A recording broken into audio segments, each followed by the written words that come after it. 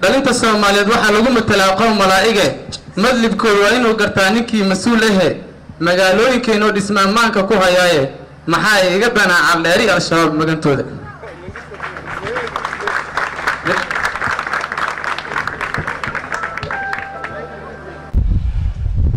بسم الله الرحمن الرحيم الحمد لله والصلاة والسلام على رسول الله الحمد لله رب العالمين إله سبحانه وتعالى ساكا كان يسوي كيني إنكم نبض قبنا ومحل هذا كسر توسني قريهني ولله الحمد عاد يا عاد من الله وما هالنقينا أنت أمرك اللي جاي ما دوح عاد يا عاد وما هالنقيا تليها عيدا كبوليس سرية جاس محمد الشيخ حسن حامد تلياشة يسرياشة يسراكيشة كلا عيدا ك ان أرديدا تليها يو أكاديمية لفتة ونبقى خاصة أرديدا محل هذا عيدا ك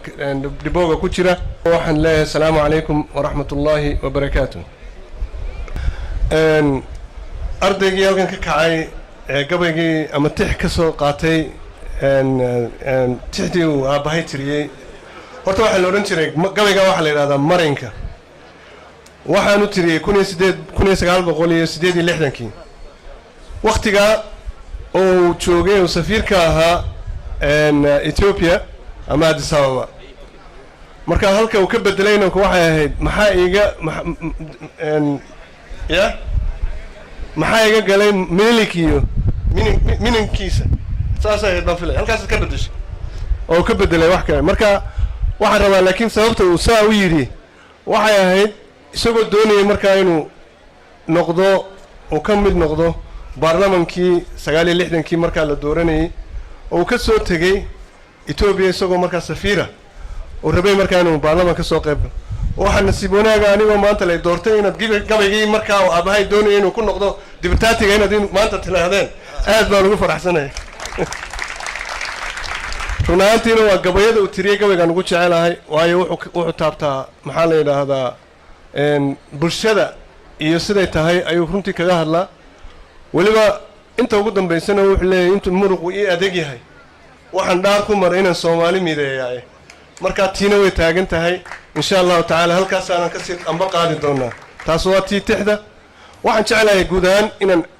idinku ammaano booliska ku ammaano runtii boolisku waa saaxiibka shacbiga isaga la saaxiiba shacabka qof kasto oo dhibaataysan isaga cid ugu horeysay ay u imanayaan bayt sugidda amniga maxaa la yiraahdaa kala qabashada haday dhibaato dhacdo hadii maxaa la yiraahdaa in sida sheegayseen boobka hantida guud cid ka hor joogta waayo